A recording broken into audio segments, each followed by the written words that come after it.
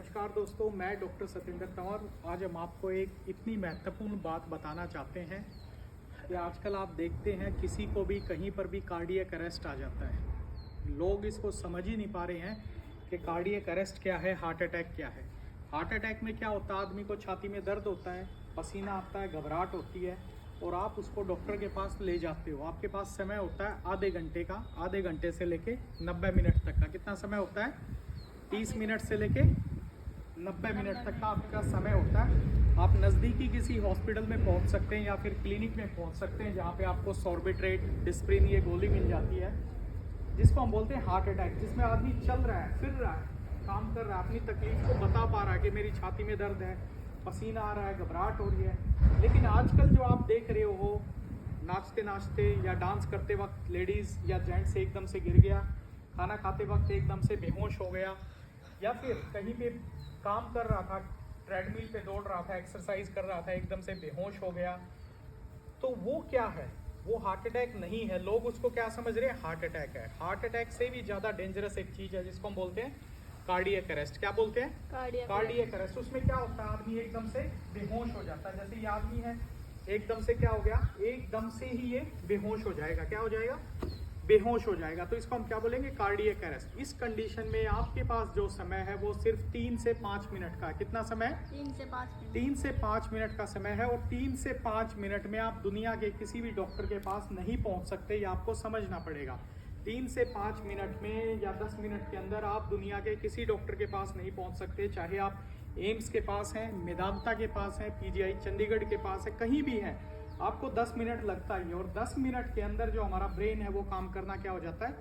बंद कर देता। तो सबसे पहले क्या करना है, अगर आदमी एकदम से बेहोश हो गया तो तुरंत आपको उसके पास नज़दीक आना है, उससे पूछना है, भाई साहब, बहन जी, वो रिस्पॉन्स दे रहा है या नहीं दे रहा। अगर रिस्पॉन्स नहीं दे रहा है तो आपको पल्स चेक करनी है। ये पल्स होती है हमारी कैरोटिड। क्या होती है? Carotid pulse. अगर ये पल्स नहीं आ रही है 3 से 5 सेकेंड तक आपको चेक करनी है। 5 सेकेंड तक, 1 2 3 4 5। अगर 5 सेकंड तक पल्स नहीं आ रही, आपको छाती के मूवमेंट भी देखने हैं, छाती ऊपर नीचे हो रही है या नहीं हो रही। तो इस कंडीशन को हम बोलते हैं कार्डियक अरेस्ट। क्या बोलते हैं? Cardiac arrest. इसमें आदमी एकदम से बेहोश हो गया, रिस्पॉन्स नहीं दे रहा और पल्स है वो एब्सेंट है। तो इस कंडीशन को बोलते हैं कार्डियक अरेस्ट। आपके पास समय कितना? 3 से 5 मिनट का। 3 से 5 मिनट का। तो आपको एक ऐसा प्रोसीजर सिखा रहे हैं जिससे आप किसी की जान को बचा सकते हो। तो सबसे पहले आपको क्या करना है, अपने हाथ को आगे करके एक जोर से पेशेंट की छाती के ऊपर क्या मारना है? मुक्का मारना है, ये ऐसे। इसको हम क्या बोलते हैं? पेरिकोर्डियल थंब। क्या बोलते हैं? पेरिकोर्डियल थंब। जब भी कार्डियक अरेस्ट होता है तो कार्डियक अरेस्ट की स्टार्टिंग कंडीशन में क्या होता है, आदमी को वेंट्रिकुलर फिब्रिलेशन होता है या लेडीज को वेंट्रिकुलर फिब्रिलेशन होता है। आदमी आपको लग रहा है मर गया है, लेकिन आदमी मरा नहीं है। आदमी क्या है? मरा नहीं है। ये उस मोबाइल की तरह हैंग हो गया। जो हमारा मोबाइल नहीं होता, हैंग हो जाता है, काम नहीं कर रहा, लेकिन मोबाइल तो है, वहाँ पे सारी चीज़ें हैं उसके अंदर। तो उसको रीस्टार्ट करने की ज़रूरत है। क्या ज़रूरत है? रीस्टार्ट करने की ज़रूरत है। तो रीस्टार्ट करने के लिए सबसे पहले आपको क्या करना पड़ेगा, इसको बोलते हैं पेरिकोर्डियल थंब। ऐसे पेरी मतलब हार्ट के चारों तरफ आपको एक मुक्का मारना है, ऐसे करके एक ही बार मारना है, ये दोबारा नहीं मारना। उसके बाद तुरंत आपको क्या करना है? CPR स्टार्ट करना है। क्या स्टार्ट करना है? CPR। अपने हाथों को आगे लेके इसको इसके अंदर डाल के और तुरंत क्या स्टार्ट करना है? CPR। 1 2 3 4 5 6 7 8 9 10 11 12 13 14 15 16 17 19 20 21 22 23 24 25 26 27 28 29 30। 30 बार छाती को दबाना है और 2 बार नाक को बंद करके मुंह से मुंह लगा के आपको क्या देना है? सांस देना है। 2 सांस। तुरंत फिर CPR देना है। 1 2 3 4 5 6 7 8 9 10 11 12 13 14 15 16 17 18 20 21 22 23 24 25 26 27 28 29 30।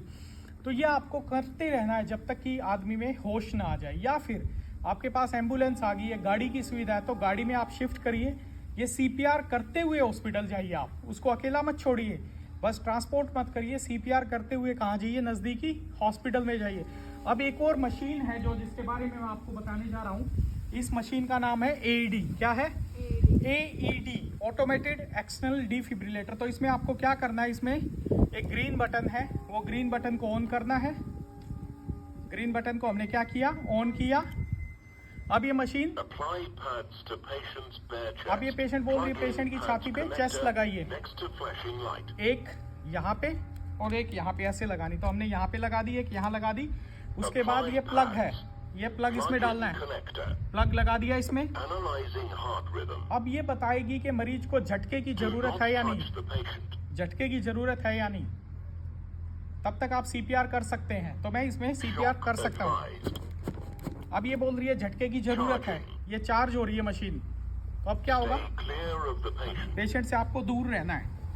Deliver shock now. अब ये मशीन को आप ऊपर उठाओगे तो यहाँ पे ऑरेंज बटन जल रहा है, ऑरेंज बटन है, इसको प्रेस करना है, इसको। Shock delivered. शॉक डिलीवर हो गया। तो कई बार क्या होता है, पेशेंट वेंट्रिकुलर फिब्रिलेशन में होता है और झटका देते ही पेशेंट क्या हो जाता है, जिंदा हो जाता है।